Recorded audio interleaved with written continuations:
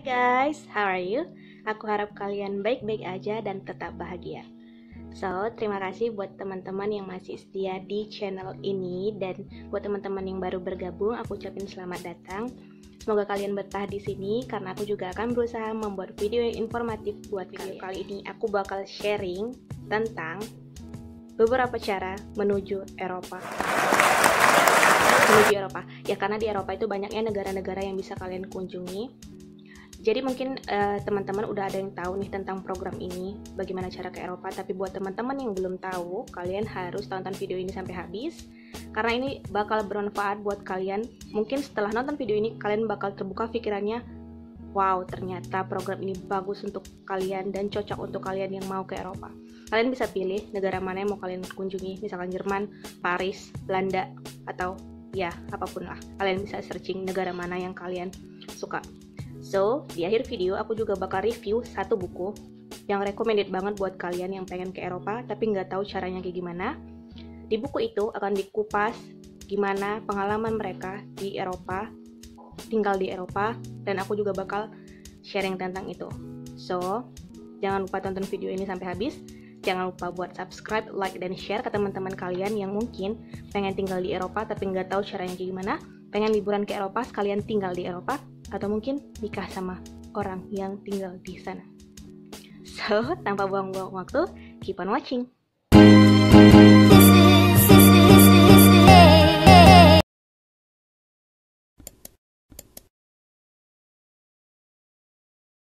Halo Leute, wie geht's? Udah cocok belum bahasa Jermannya? Sedai. So, welcome back. Jadi, kali ini, seperti judulnya, aku bakal sharing tentang cara ke Eropa, beberapa cara ke Eropa, dan aku akan bahas tentang salah satu cara ke Eropa yaitu au pair. Dan aku akan review buku, salah satu buku, dan di dalam buku itu ada 4 orang penulis dengan 4 background yang berbeda, dengan cerita yang berbeda, dan cara mereka menuju Eropa dan cerita mereka di Eropa itu kayak gimana. So, kalian harus tonton video ini sampai habis. Karena mungkin kalian bisa dapat poin-poin informasi ini, tapi buat teman-teman yang belum tahu, ada beberapa cara menuju Eropa. Pertama, bisa melalui au pair. Au pair itu apa? Au pair itu program pertukaran, yaitu program pertukaran budaya, di mana kalian akan tinggal bersama keluarga asuh kalian yang bisa kalian dapatkan ketika kalian mendaftarkan diri kalian ke situs yang dipercaya. Nanti aku kasih tahu situsnya. Nah, kalian tinggal sama orang yang ada di Eropa. Mungkin kalian bisa pilih negaranya, mungkin itu di Jerman, atau di Belanda, atau di Paris, atau di Austria, terserah kalian. Yang penting masih di Eropa. Dan cari negara yang memang menerima au pair. Pastikan mereka menerima au pair. Dan kalian harus belajar bahasa di daerah tersebut, di daerah tempat kalian mau au pair. Kalau nggak selalu mereka bisa bahasa Inggris, mereka lebih struck ketika kalian bisa bahasa mereka. Dan itu kayak lebih mudah aja buat kalian bersosialisasi ketika kalian bisa bahasa mereka, bisa bahasa di tempat yang kalian tempati. Oke, au pair itu program pertukaran budaya. Kalian tinggal 1 tahun bersama keluarga angkat kalian atau guest family kalau memang kalian di Jerman. Aku saranin di Jerman, tapi terserah kalian di mana dapat keluarganya. Tapi di Jerman itu kalian itu sebagai batu loncatan, karena setelah au pair kalian bisa melanjut lagi. Kalau di Jerman itu ada lanjutannya, misalkan FSJ itu kerja sosial. Kalau misalkan umur kalian sudah melewati FSJ, kalian bisa BFD, itu juga kerja sosial tapi usianya untuk yang lebih matang gitu, di atas 27 tahun. Aku bisa jelasin nanti. Terus Ausbildung itu juga itu kayak lanjutannya, cuman tingkat level bahasanya itu memang lebih tinggi. Dan mungkin kalian mau kuliah, ini lebih banyak di Jerman. Dan cerita dari buku itu juga banyak kan yang di Jerman. Ada 2 orang yang berasal dari Jerman, yang tinggal di Jerman. So, aku akan bahas tentang au pair. Au pair itu syaratnya apa aja sih, Kak? Au pair itu mulai dari usia 18 sampai 26 tahun. Ya, buat kalian yang nonton video ini masih 18 sampai 26 tahun itu sangat beruntung karena kalian masih bisa mengikuti program ini. Terus, kenapa au pair? Karena au pair ini program yang paling mudah menurutku, karena cuman butuh sertifikat A1 atau yang paling basic, yang paling awal, yang paling dasar. Itu memang syarat dari kedutaan Jerman. Jadi kalian bisa cek syarat dari kedutaan Jerman itu apa-apa aja. So, dan terus kenapa sih au pair? Karena au pair itu selain lebih mudah syaratnya, cuman butuh A1, usia kan 18 sampai 26 tahun, kalian dapat fasilitas, dapat hak kalian. Dapat haknya, hak dan kewajiban kalian apa? Aku jelasin. Kalian dapat haknya, kalian free tempat tinggal. Ya, karena kalian kan tinggal bersama guest family kalian atau keluarga angkat kalian di sana. Terus makan semuanya ditanggung sama guest family kalian. Enaknya kalian dapat uang saku. Karena kalian kan di situ kerja ya. Kerjanya sekitar 6 jaman sehari. Itu tergantung gimana kontrak kalian sama guest family kalian. Kalian harus benar-benar detail tentang apa aja tugas kalian nanti dan apa aja yang kalian dapatkan. Itu benar-benar harus detail kalian omongin ketika nanti video call dan ketika udah cocok sama guest family itu. Terus kalian juga dapat transportasi. Kalau misalkan kalian mau kemana-mana biasanya dikasih uang lebih atau ya gimana kesepakatan kalian sama guest family. Terus juga dapat kursus bahasa. Nah, semuanya itu dapat kursus bahasa karena kan kalian cuman kursus bahasanya tuh sampai A1 kan. Nah, nanti kalian dikasih fasilitas kursus bahasa biar bisa lebih lancar lagi.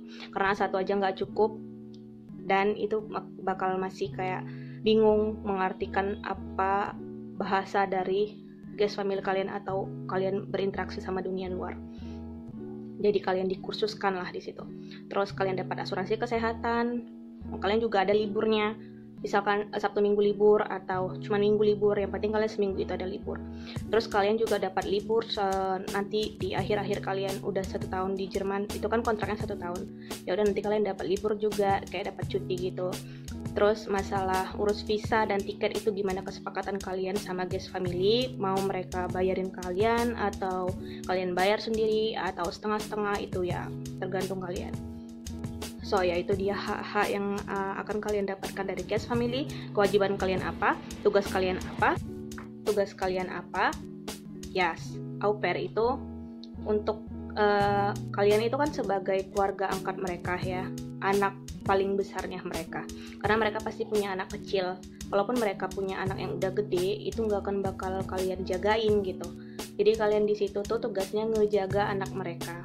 Jadi kalian harus tahu sih anak mereka berapa, sekolahnya kayak gimana, kegiatan rutinitasnya kayak gimana, itu mesti kalian tahu. Terus kebiasaannya mereka kayak gimana gitu. Kalian harus jaga anaknya dari mulai buka mata sampai tutup mata. Dan itu biasanya kisaran 6-8 jam ya, gimana kesepakatannya yang, tapi biasanya 6 jaman itu udah, 1 hari itu udah. Itu misalkan pagi kalian tuh bangun, nyiapin lunch box mereka, jadi mereka bawa bekal gitu buat makan siang. Beresin mereka, misalkan baju mereka untuk pergi. Nah, mereka nggak ada seragam sekolah ya, nggak kayak kita, jadi mereka ya baju biasa gitu ya. Terus nanti udah siapin itu, ngantar mereka ke bus atau kalian yang ngantar mereka ke sekolah, nanti baru jemput mereka sekolah, pulang mereka sekolah ajak mereka main kayak gitu. Terus beres-beres rumah ya, kayak ya namanya kita tinggal ya di keluarga itu, jadi kita tuh kayak ya ngebantu lah gitu kan. Misalkan nyuci piring di sana tuh nggak cuci piring di sini, nggak manual, nggak kayak gitu ya. Jadi di sana tuh ada mesinnya, pakai mesin sendiri tuh mereka punya mesin cuci sendiri, mesin baju, mesin cuci piring itu mereka punya sendiri. Jadi lebih enak lah kerjanya tuh, lebih cepat. Terus ya mungkin kalian bantu mereka untuk nyuci baju, nyuci apa kayak, bersihin rumah, bersihin jendela, nyapu, ngepel kayak gitu. Tapi ada sebagian keluarga yang udah ada dikerjain sama yang lain gitu, nggak harus kalian yang ngerjain. Tapi ya gimana, pokoknya kalian harus sedetail mungkin lah tanya kerjaan kalian tuh apa aja. Jangan sampai sana tuh kaget, wah ternyata kerjaannya banyak ya. Kalian nggak nanya ya, harusnya kalian nanya kayak gitu. Terus ya pokoknya kerjaan kalian itu tetap berkutat dengan si anaknya itu. Oke.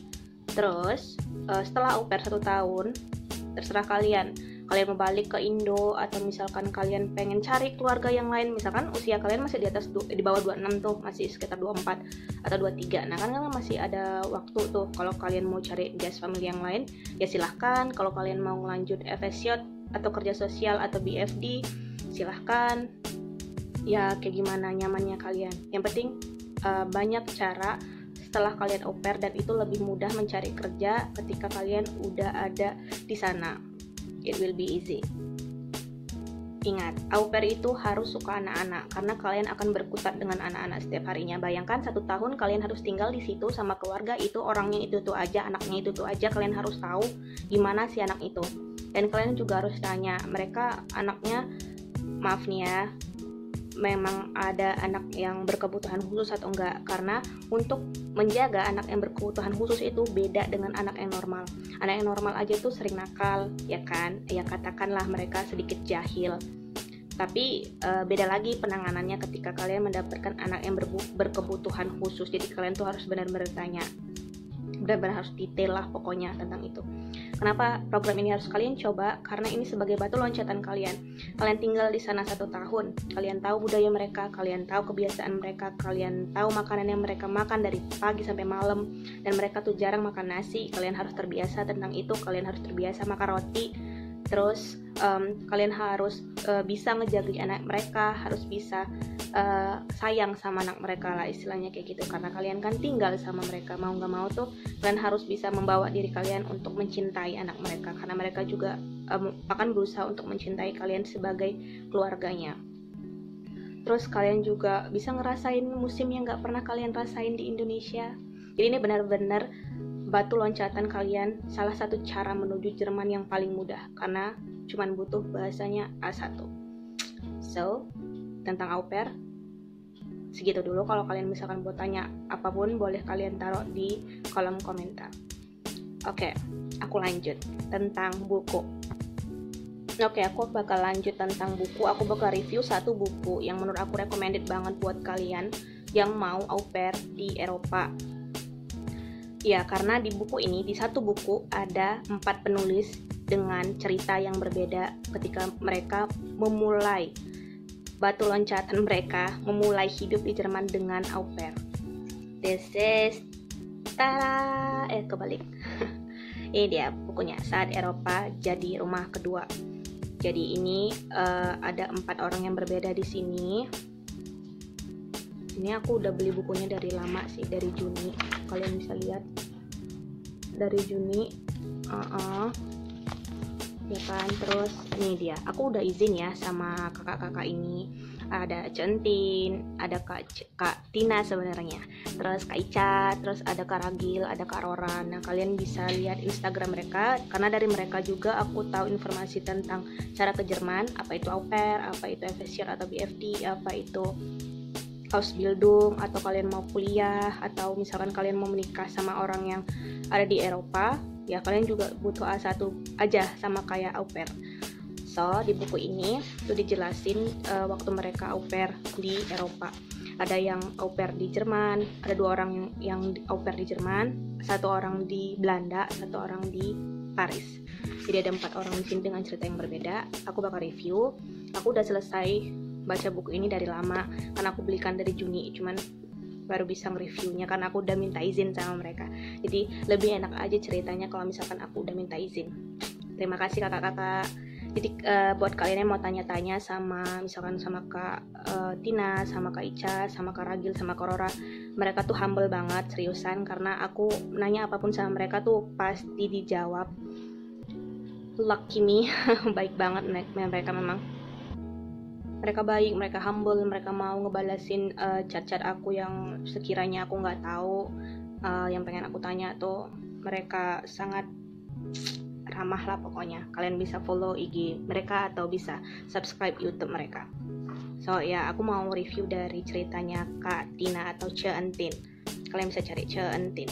So di cerita Ce Entin, aku belajar bahwa apa yang kita inginkan itu bisa terwujud karena usaha dan dari kerja keras kita. Dan di semua cerita mereka ada poin-poin penting yang aku dapat, aku bakal sharing di sini. Oke, jadi di cerita Kak Tina atau Cantin, aku dapati bahwa aku tahu kalau misalkan tinggal di Belanda, karena Kak Tina kan dari Belanda ya, tinggal di Belanda itu mereka tuh sangat-sangat open minded. Karena Kak Tina kebetulan Muslim kayak aku, maaf di sini tidak tidak menyinggung agama manapun. Aku cuman cerita dari buku ini. Katina Muslim sama kayak aku, jadi ketika Katina di awal pas mau dia au pair, dia bilang ke keluarga itu kalau misalkan kita nggak makan babi, kita nggak minum alkohol, dan mereka tuh sangat-sangat open minded ya kalau orang Eropa itu. Jadi ya mereka nggak masalah tentang itu, jadi mereka nggak bakal ngasih itu ke kita, istilah kayak gitu. Aku terbuka sih di situ. Oh ya, ternyata seterbuka itu, jadi aku tahu di situ kan. Terus juga masalah kayak sholat atau kayak gimana tuh, kalian harus bilang kalau kalian harus sholat 5 waktu, kalian nggak makan ini itu, kalian nggak ini itu. Jadi mereka juga tahu guys, family kalian harus kayak gimana. Terus satu yang aku baca, Allah senantiasa mendengar doa kita, dan sesungguhnya seorang manusia tidak akan memperoleh selain apa yang mereka usahakan. Jadi kalau kita benar-benar usahanya keras banget, Tuhan juga bakal ngeliat kalau oh iya ternyata mereka benar-benar serius atas itu. Jadi insya Allah Tuhan tuh ngasih jalan ke kita. Amin ya, semoga semua yang kita cita-citakan diwujudkan sama Allah segera. Amin. Terus aku juga terbuka pikirannya ketika Kak Tina di situ bilang dia mengurus salah satu anak yang berkebutuhan khusus, dimana benar-benar harus di jalan itu terus, kayak makannya harus itu terus ngejagainya juga nggak semudah dari anak yang normal lainnya. Ada cara-cara khususnya. Ketika itu Kak Tina salah ngasih makanan ke anak tersebut, anak yang berkebutuhan khusus tersebut, jadi anak itu kayak bereaksi yang membuat Kak Tina tuh shock kayak gitu. Jadi kayak aku mendapatkan pelajaran positif kalau au pair itu tidak semudah yang kita bayangkan, tidak seenak itu. Jadi kalian harus tahu nggak semua au pair itu enak, nggak semuanya kayak wah enaknya tinggal di Eropa 1 tahun ini itu. Padahal di balik itu semua pasti ada plus minusnya, pasti ada tantangannya, pasti ada suka dukanya. Terus kita lanjut sama ceritanya Kak Ica. Dari Kak Ica aku belajar bahwa tekad yang kuat dan keberanian itu sangat perlu. Karena Kak Ica berani untuk pergi ke Paris. Kebetulan waktu itu Kak Ica jurusannya kan sastra Jerman, sastra Prancis ya. Jadi dia cari ya, karena udah pengen banget ke Eropa karena dia ngelihat seniornya. Kan kita kalau misalkan ada sesuatu yang baik yang kita lihat dari senior kita, pasti kita contoh ya. Nah gitu juga dengan Kak Ica. Aku belajar di sini bahwa sebuah keluarga tidak selalu harmonis, pasti ada kerikil-kerikilnya, pasti ada sometimes kayak berantem segala macem, dan Kak Ica harus berhadapan dengan keluarga yang di situ sudah ingin berpisah kayak gitu. Rumah tangga nggak selalu mulus ya, jadi Kak Ica harus tinggal di keluarga itu dengan tantangannya, harus mendamaikan si anak mereka yang di posisi di tengah-tengah gitu, karena orang tuanya pengen berpisah. Jadi beda-beda ya ceritanya, mungkin cerita kalian yang udah pernah au pair juga berbeda. Jadi di tempat Kak Ica, di cerita Kak Ica, aku belajar bahwa ya rumah tangga itu tidak selalu mulus, berani ngambil keputusan juga, karena waktu itu Kak Ica ada permasalahan yang membuat dia harus pindah dari keluarga itu. Jadi buat teman-teman yang misalkan ngerasa keluarganya kalian nggak cocok kayak gitu, kalian bisa pindah dari keluarga itu daripada kalian tertekan batin, tersiksa. Jadi bagus kalian pindah dari keluarga itu. Dan itu it will be easy ya, kalau misalkan kalian udah ada di Eropa itu lebih mudah nyari keluarganya ketimbang kalian masih di Indonesia kayak gitu. Ya Kak Ica juga jalan-jalan di Eropa, nggak hanya di Paris aja, dia pergi kemana-mana dengan nekat sama temennya backpackeran. Itu sumpah keren banget, aku suka banget di part ini. Dengan uang seadanya dia tuh benar-benar nekat pergi sama temennya. Kayaknya aku bakal nyontoh kayak gitu. Terima kasih ide-ide baiknya kakak-kakak. Terus kita pindah ke cerita selanjutnya. Oke, kita lanjut cerita dari Kak Ragil. Kebetulan Kak Ragil sama kayak aku, berasal dari Medan dan suku Karo juga. Jadi kayak seneng aja gitu.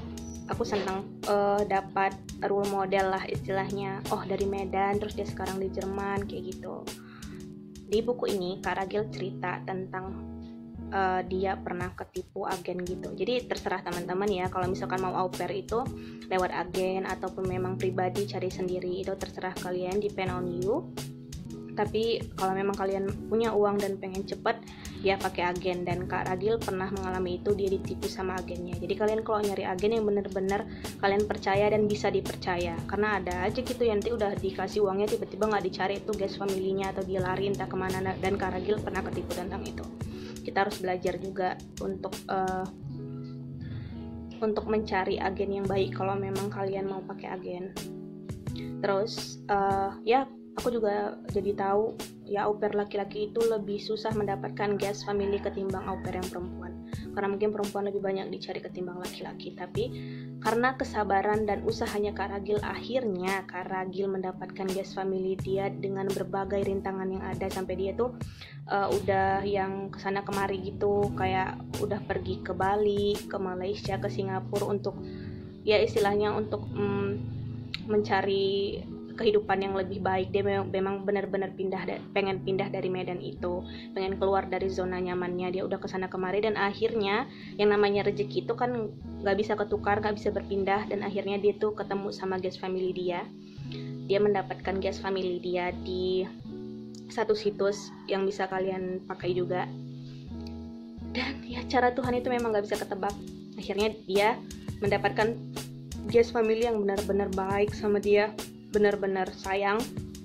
Dia juga berusaha untuk sayang sama anaknya walaupun awalnya sedikit susah. Jadi gak mudah ya buat kita tuh mendekati anak-anak yang baru kita kenal. Jadi itu butuh usaha yang lebih besar agar kita bisa masuk di keluarga itu. Pokoknya aku mendapatkan ilmu-ilmu baru yang sebelumnya aku nggak tahu yang ada di buku ini. So, cerita terakhir dari Kak Rora ini juga seru karena Kak Rora dan Kak Ragil sama-sama di Jerman. Ya mereka sama-sama dari sastra Jerman tapi di universitas yang berbeda. Kak Rora waktu itu di Bandung, Kak Ragil kan dari Medan ya, sama kayak aku. Tapi aku nggak dari sastra Jerman ya, atau dari sastra Inggris, bukan sama sekali. Aku belajar dari nol juga. Cerita Kak Rora itu dia mau sidang, tapi masih nunggu tuh karena dosennya itu ada ke Eropa juga gitu. Jadi dia kayak bingung juga kayak gimana. Jadi dia email-emailan dah tuh sama dosennya biar cepet kelar. Karena dia udah pengen banget ke Jerman tadi ya kan. Jadi selesailah, tapi dia nggak ikut wisuda waktu itu karena dia udah dapat guest family duluan. Baru wisudanya itu setelah kayak misalkan Oktober wisudanya. Nah dia sebelum Oktober tuh udah harusnya terbang ke Jerman, jadi Kak Rora nggak ikut wisuda. Di sini aku belajar bahwa pengorbanan itu penting. Kalian harus memilih salah satunya. Dan Kak Rora memilih nggak usah ikut wisuda, tapi dia ke Jerman. Sedih sih memang awalnya, kata Kak Rora, tapi ini jalan yang harus ditempuh. Udah memilih Jerman dan udah dapat guest family juga. Ternyata cerita Kak Rora nggak semulus itu.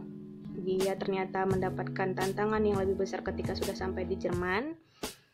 Iya, ternyata dia bilang A1 aja tuh kayak masih sulit untuk berkomunikasi gitu, karena kan kita memang dasar banget ya kalau au pair ini A1. Awal-awalnya kayak sulit gitu loh untuk ngerti apa yang mereka bilang, atau susah untuk komunikasi sama mereka. Tapi ya lambat laun karena kita udah tinggal di situ, kita udah terbiasa mendengar, kita udah coba untuk ngomong, jadi ya it will be easy ya untuk komunikasi. Terus aku juga belajar di sana makan roti pagi siang malam, itu aja gitu. Jarang mereka tuh makan nasi itu hampir nggak pernah. Terus jenis-jenis roti banyak, aku juga belajar di situ jenis-jenis roti itu ada banyak. Terus rutinitas mereka jaga anak-anaknya itu, terus menjemput mereka harus on time, dan mereka tuh kan harus on time ya.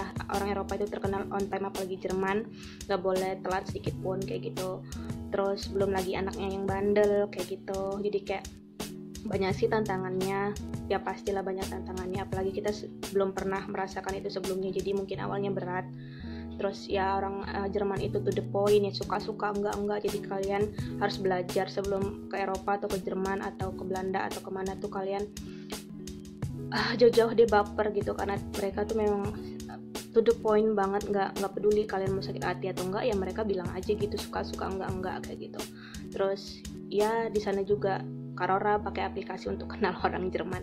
Dan good newsnya, dan baiknya gitu, kayak memang jalannya itu orang yang dia kenal di Jerman untuk cari teman malah sekarang jadi suaminya. Wah, keren banget kan. Pasti kalian penasaran cerita dari Kak Entin, Kak Tina, Kak Ica, Kak Rora, Kak Ragil, gimana lengkapnya? Kalian harus beli bukunya karena ini bagus banget buat kalian yang pengen au pair di Eropa tapi bingung ceritanya kayak gimana, caranya kayak gimana. Di sini dikupas tuntas. Pastinya ini tuh tebel tapi nggak ngeboringin sama sekali. Itu tuh ada 450-an. Ini PO, kalian belum bisa dapetin di Gramedia, jadi kalian bisa cari di Instagram kakak masing-masing, ada itu cara belinya, atau di Stiletto Indie Book. Aku juga PO-nya di sini kemarin, jadi kalian bisa beli bukunya di situ. Ini recommended banget. So aku mau rating dari 1 sampai 10. Bagi kalian yang pengen jadi au pair, ini recommended banget dan aku bisa rating ini 88. Yeay. Ini bagus banget. 88 sampai 9. Ini recommended banget buat kalian. Bahasanya tidak susah. Ada bahasa Inggrisnya juga, jadi melatih bahasa Inggris kalian. Ringan, di part-part tertentu kalian bakal nemuin bahasa-bahasa yang benar-benar ringan, yang mudah kalian cerna. Kalau memang ada bahasa Inggrisnya, kalian bisa searching dulu biar kalian tahu. Sekalian belajar ya kan. So, itu dia sharing aku hari ini tentang au pair, cara ke Jerman, dan review buku Saat Eropa Jadi Rumah Kedua dari penulis yang 4 ini. Semoga ini membantu atau menjadi referensi kalian ke depan. Oh, ternyata aku harus memilih satu negara di Eropa. Tanya menuju Jerman, kalian udah bisa mikir mau yang mana. So, that's all untuk video ini. Jangan lupa subscribe, like, dan share, karena itu yang membuat aku semangat untuk membuat video yang informatif buat kalian. So, thank you for watching guys. Okay, I will see you in the next video. Bye-bye.